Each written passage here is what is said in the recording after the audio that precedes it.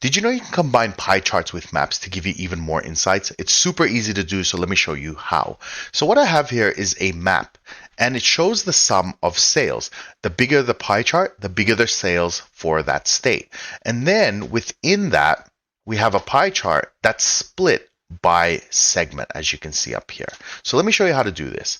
If I open up a brand new sheet, by the way, this data set is available in the description below. We first want to start by creating a map. If you try with the pie chart first, it's difficult to create the map. So we have to do the map first.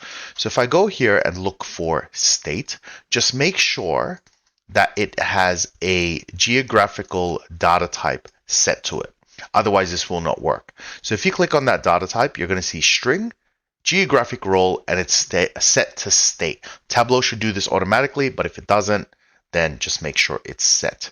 So if I double click that, I should see the states of the United States. If you don't see that and you get Australia or some other place, if you go up here to maps, edit locations, just make sure your map is set to the United States up here. Okay, the reason for this is there could be state names that are similar to other countries, so Tableau needs to know which country you're working in. Okay, and then we hit OK. So that's all well and good. Now what we're going to do is change these dots into pies. All right, first thing is we're going to make them a bit larger.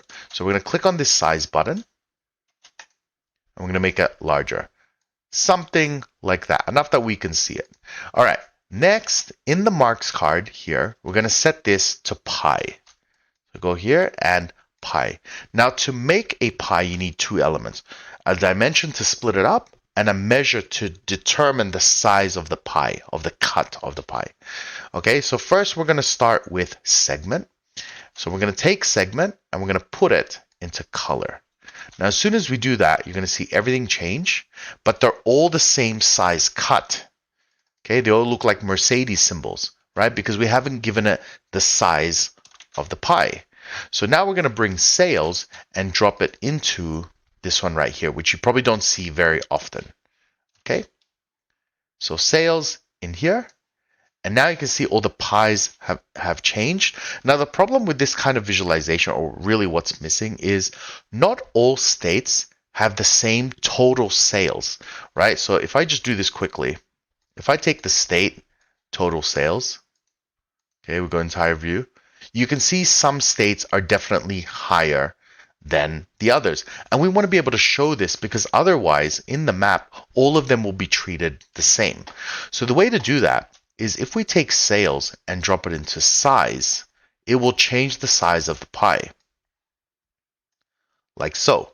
So now with this visualization, if I drop it down a little bit, we can see that these states here actually account for most of the sales. And this is a very important piece of information when we're relaying it to stakeholders. The other thing is we want to make sure that the map formatting is good so that it's got easy readability. So to do that, we go map, background layers, and you can adjust this however you wish. But the idea is we always want the data to shine through. So I'm going to go to outdoors. And you can see there's a lot of labels going on. It's quite busy. So I'm going to turn off a whole bunch of stuff until we get it clean enough. Yeah, it's mostly the cities that are causing the problem. Okay. Even maybe we'll leave the state lines there. Country we don't need. We know which country we're in. Contour lines, terrain, that cleans it up a bit. And we'll leave the base in there. Okay.